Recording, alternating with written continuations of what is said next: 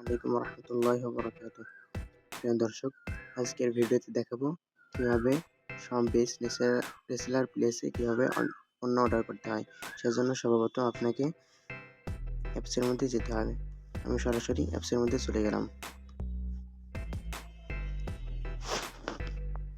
অ্যাপসের মধ্যে যাওয়ার পর আপনার কাঙ্ক্ষিত প্রোডাক্টটি সিলেক্ট করতে হবে।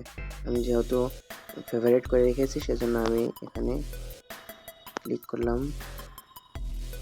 তারপরে এখানে লেখা আছে যে ফেভারিট প্রোডাক্ট, আমার যেহেতু ফেভারিট করা আছে সেজন্য আমি এখানে ফেভারিট প্রোডাক্টে ক্লিক করলাম। তারপরে আমার কাঙ্ক্ষিত প্রোডাক্টটি আমি সিলেক্ট করে নিলাম।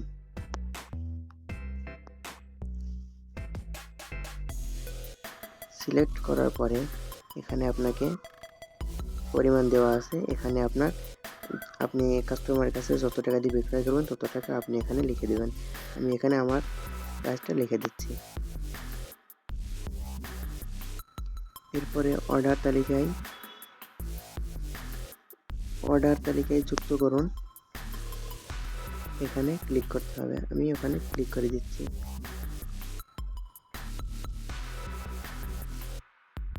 এরপরে আপনাকে এখানে কিছু দিক নির্দেশনা দেওয়া আছে, আপনি চাইলে সেগুলো পড়ে নিতে পারেন। পড়ে নেওয়াই ভালো আপনার জন্য। তারপরে আপনাকে অর্ডার করুন, এখানে ক্লিক করতে হবে। এখানে কিছু শর্তসমূহ দেওয়া আছে, আপনি এগুলো পড়ে নেবেন। তারপরে আপনি যদি রাজি থাকেন তাহলে আপনি নিচে লেখা হ্যাঁ আমি রাজি আছি এখানে ক্লিক করবেন।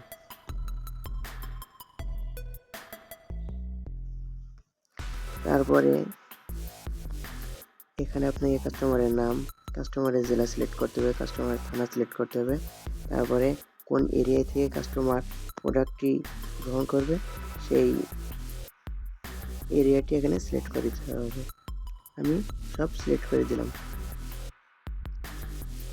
এরপরে দেওয়া আছে ডেলিভারি চার্জ।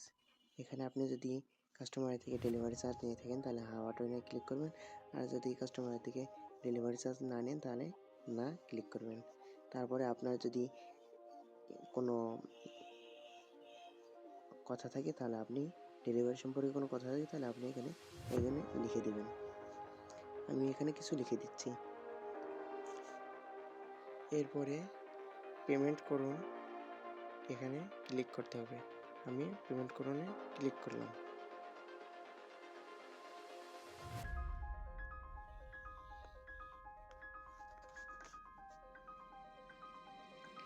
আমি শুধু ডেলিভারি চার্জ দেবো, সেজন্য আমি এখানে 130 এটা সিলেক্ট করে নেব।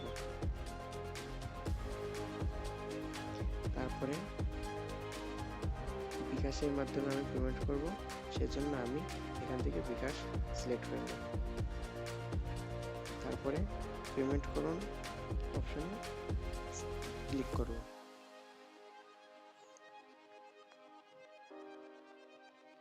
এখানে আমার বিকাশ নাম্বার দিতে হবে, আমি এখানে আমার বিকাশ নাম্বার দিয়ে দিচ্ছি। এরপরে কনফার্ম বাটনে ক্লিক করতে হবে, আমি কনফার্মে ক্লিক করে দিচ্ছি। এখন আপনার বিকাশ নাম্বারে একটি কোড আসবে, কোডটি এখানে দিয়ে দিতে হবে, আমি কোডটি দিয়ে দিচ্ছি।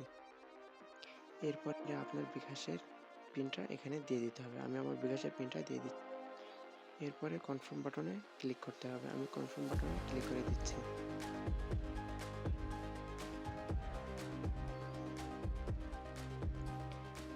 এবার আপনি এখান থেকে একটি স্ক্রিনশট নিয়ে নেবেন, আমি স্ক্রিনশট নিয়ে নিচ্ছি।